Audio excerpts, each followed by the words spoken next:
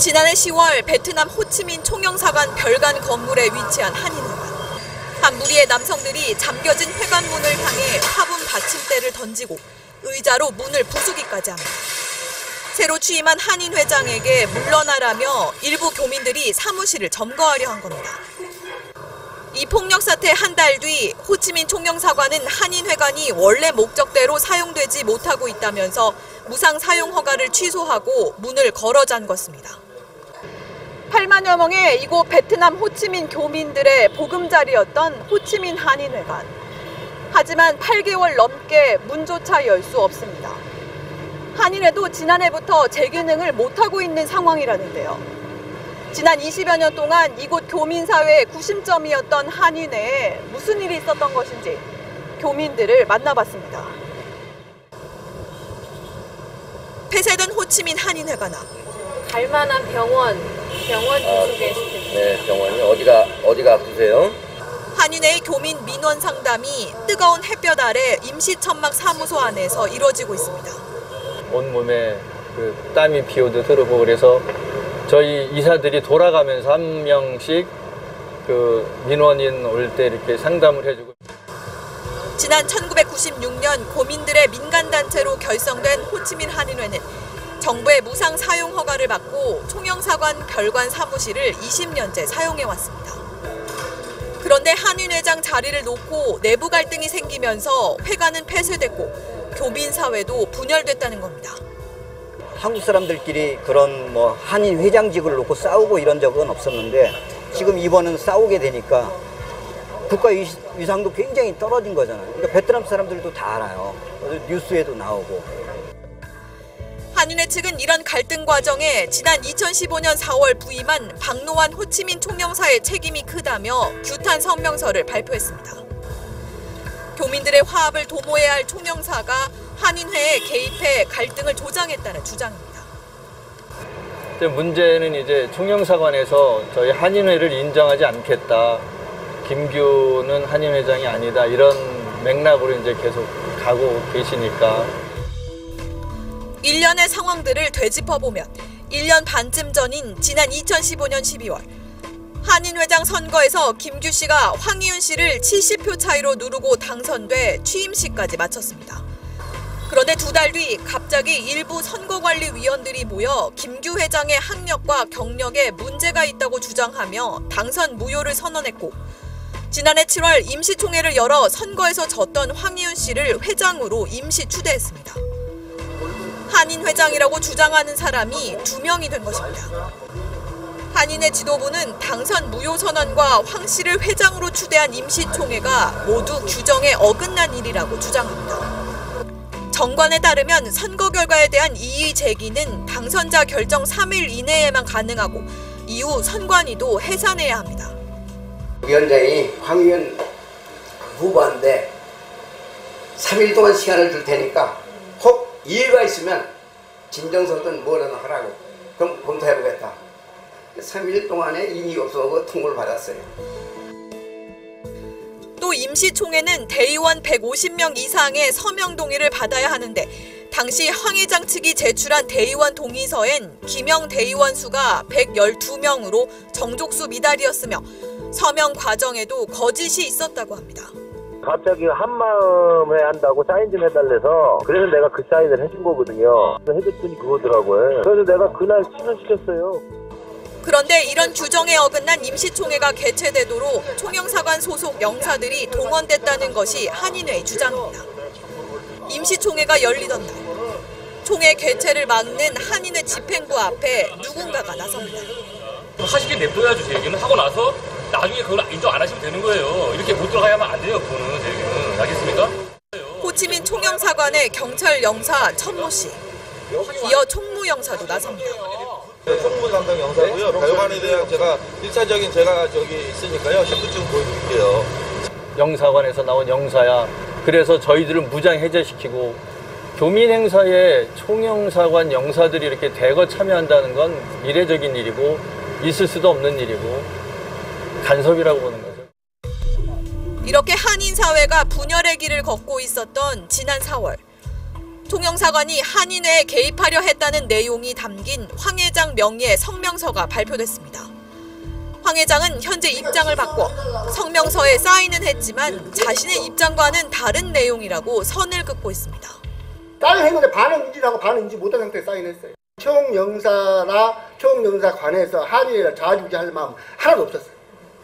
하지만 측근들은 말 바꾸기에 불과하다며 황 회장, 김규 회장, 그리고 김규 회장 측에 2명, 우리 측에 2명, 하고 6명이 있을 때 했습니다. 황이 다 읽고 다 확인했죠.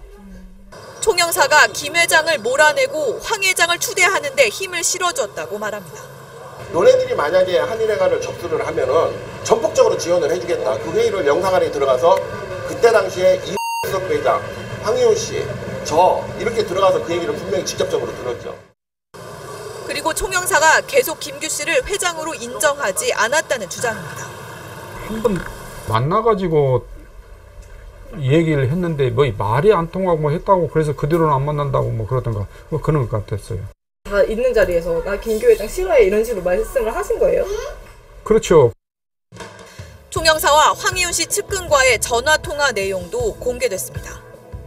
힘들한 놈이 또 장난 플레이였는데 예. 저희가 조치하면 진짜 과감히 조치할 겁니다. 예. 그렇게 아시고 계세요. 그 황 회장한테 얘기해 주시고 끝까지 거기 있으라고 하세요. 예. 이런 갈등 상황에 대해 호치민 총영사관 측은 한인회의 전반적인 문제들에 대해 관여하지 않고 있다는 입장을 밝히고 있습니다. 임시 총회장의 영사들이 나타난 것은 혹시 모를 폭력 사태에 대한 대비 차원으로 개입하려 한 것이 아니라며 통화도 한인회관 폐쇄 조치를 준비하던 중 황 씨의 측근과 통화를 한 것으로 약간의 말실수가 있었던 것이라고 해명했습니다.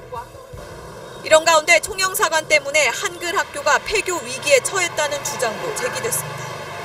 몇 개씩 세보자. 하나, 둘, 셋, 넷. 한국 베트남 다문화 가정 아이들에게 8년째 무료로 한글을 가르치고 있는 사이공 한글학교. 현재 임시 폐교를 해야 할 정도로 재정 상황이 나쁘다고 말합니다.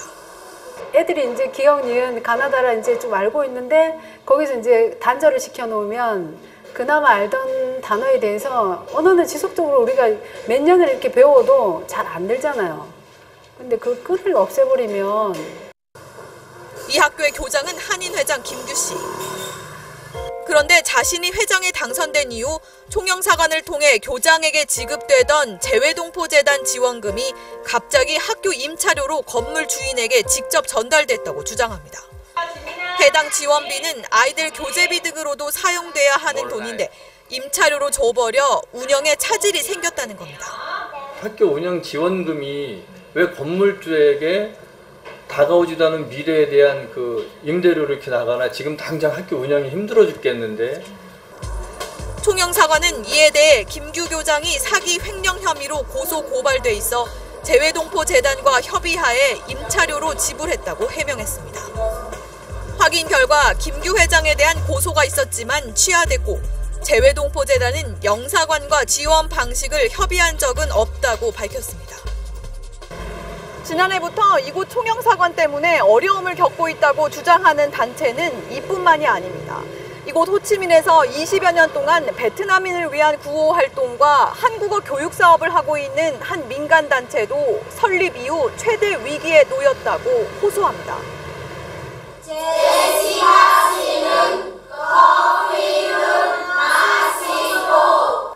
베트남 여성들이 한글을 익히고 또 다른 교실에선 한국 예절과 문화에 대해 배웁니다.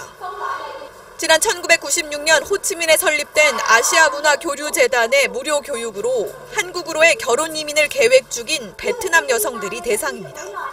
Hay là những cúng kiến hay là món ăn, thức ăn, văn hóa của Hàn Quốc, em cũng rất thích về đất nước Hàn Quốc để tiếp xúc với bên nhà chồng. 이 사업은 여성가족부에게 매년 900여만 원을 지원받아 6년째 이어지고 있습니다. 그런데 총영사관이 지난해부터 여가부에 제출해야 할 정산서를 7개월째 발급해주지 않아 차질이 불가피한 상황이라는 겁니다. 재단 원장은 자신과 김규 한인 회장이 친하다는 이유 때문이 아닌지 의심하고 있습니다. 여성가족부에 그 이제 원래 1월 달에 이제 보내야 되거든요. 그 정산서를. 근데 계속 차일피일 미루고 안 하고 또 한 며칠 후에 다시 얘기를 했더니 못 해주겠다는 얘기예요. 총영사관은 취재가 시작되자 재단 측에 정산서를 발급해줬습니다.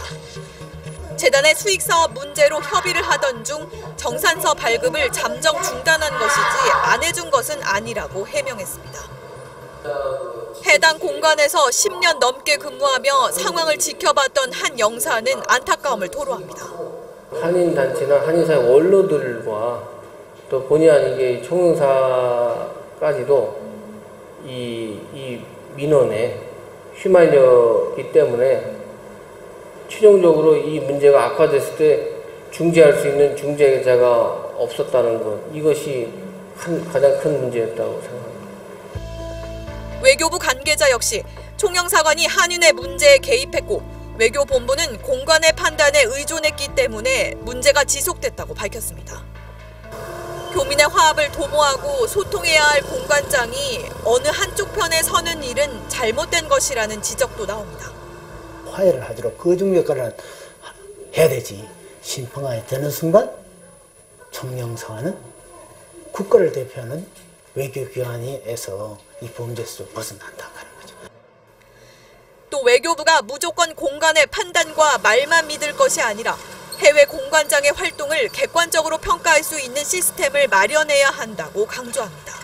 제 식구 감싸기 하는 거는 공무원의 본성이에요. 그래서 사실은 그거를 천적을 만드는 게 사실은 나는 중요하다고 봐요. 아니면 무슨 뭐 신문고식의 불만을 토로할 수 있는 어떤 그 채널이라든가.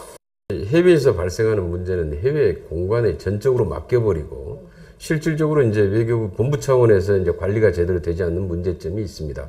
어떤 제3자가 가서 직접 현지 가서 내용을 확인하고 이런. 박노한 호치민 총영사는 현 갈등 상황에 대한 취재진의 인터뷰 요청에 끝내 응하지 않았습니다. 죄송하지만 제가 총영사께 말씀을 좀 드렸는데 좀 죄송하지만. 외교부 역시 해당 내용은 총영사관에서 가장 잘 알고 있다며 추가 답변을 하지 않았습니다. 일단 지금 거기서 제일 잘 알고 거기서 상세히 설명을 했기 때문에 저희가 다른 말씀을 드리기는 어려울 것 같습니다. 다른 나라 교민들과 달리 사회주의 국가 베트남의 체제 특성상 교민 대부분은 한국 국적을 유지하고 있습니다. 그래서 더욱 총영사관과 한인사회가 든든한 버팀목이 돼주길 바라고 있습니다. 호치민 교민들은 호소합니다. 엎고 싸우고 부시고 던지고 싸우고 뭐 한인에 때려부시고 뭐 더 이상 할 일이 뭐 있어요. 거기 이상 바닥으로 어떻게 내려가요? 교민들이 야, 왜 베트남 한인회는 이 모양이야? 한인회비를 얼마씩 낼 텐데 그렇게 모아서 만든 단체가 왜 이 모양이야? 이런 얘기를 해요. 그럼 좀 창피합니다. 좀 많이. 분열되고 상처 입은 호치민 한인사회의 갈등이 하루빨리 봉합되고 우리 교민들이 재외 공간을 믿고 의지할 수 있도록 정부의 명확한 대책이 시급해 보입니다.